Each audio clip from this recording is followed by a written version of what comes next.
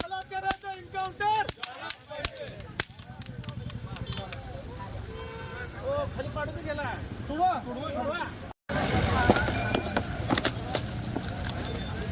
काय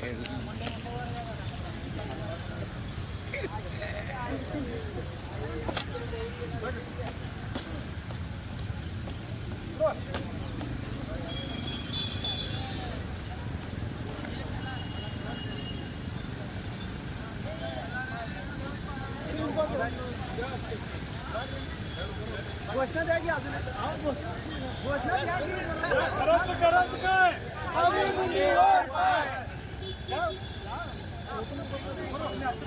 या खराचं करायचं काय आम्ही मुंडीवर पाय जय भवानी जय शिवाजी छत्रपती शिवाजी महाराज की जय छत्रपती संभाजी महाराज की जय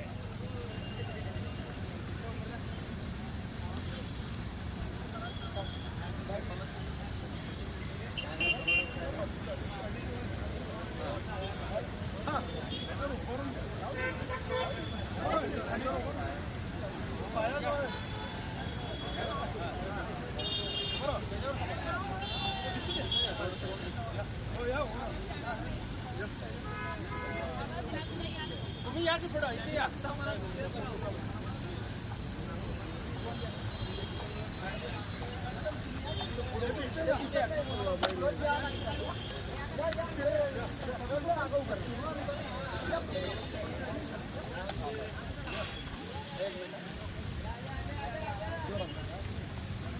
नाशिक मधला होतू ज्योतिष अशोक खरात त्याने अनेक महिलांवरती ज्योतिष सांगण्याच्या बहाण्याने अत्याचार केले आहेत.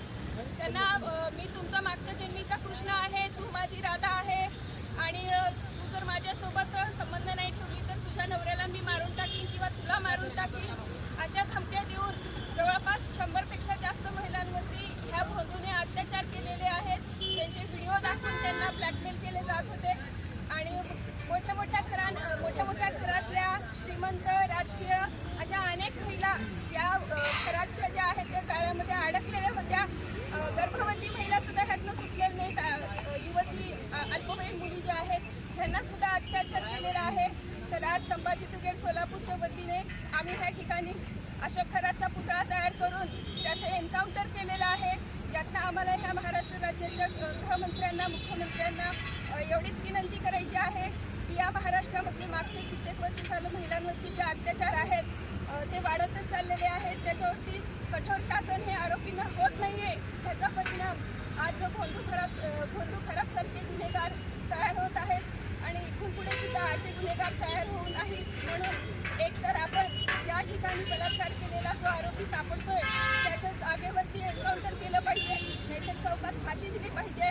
म्हणून आज संभाजी ब्रिगेडच्या वतीने महिला आघाडीच्या वतीने आज ह्या भोंदू खराबच्या पुतळ्याला एन्काउंटर करून शासनाला आम्ही विनंती करीत आहोत.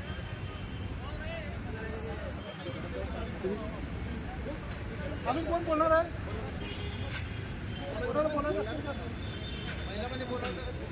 महिलामध्ये बोलणार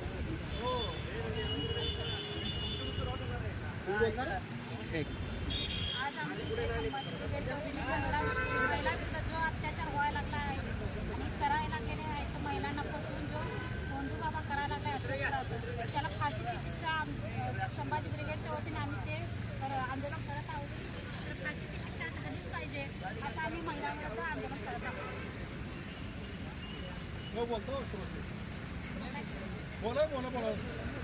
बोला की साहेब या मध्ये संपूर्ण महाराष्ट्राला हादरून सोडणारं नाशिक येथील भोंदू बाबा जो खरात नामक आहे त्याने या महाराष्ट्रातील अनेक नेत्यांसह अनेक दिग्गज नेते राजकारणी नेते यांना एकत्रित करून मोठ्या महिलावरचा बलात्कार केल्याचे 100 व्हिडिओ समोर आलेले आहेत. आमचे देवाभाऊ हे बहिणींची काळजी घेणारे सरकार आहे. आमचे संभाजी ब्रिगेडच्या वतीने आज या ठिकाणी अशा जो भोंदू बाबा आहे ज्याने अनेक महिलांवर अत्याचार केलेला आहे आणि अशा अत्याचार महिलांवरचे व्हिडिओ सुद्धा त्याच्याकडे 100 ते 150 व्हिडिओ सापडलेले आहेत. त्यामुळं जे राजकारणी लोक या भोंदू बाबाच्या सोबत आहेत त्यांची सुद्धा कडक चौकशी व्हायला पाहिजे.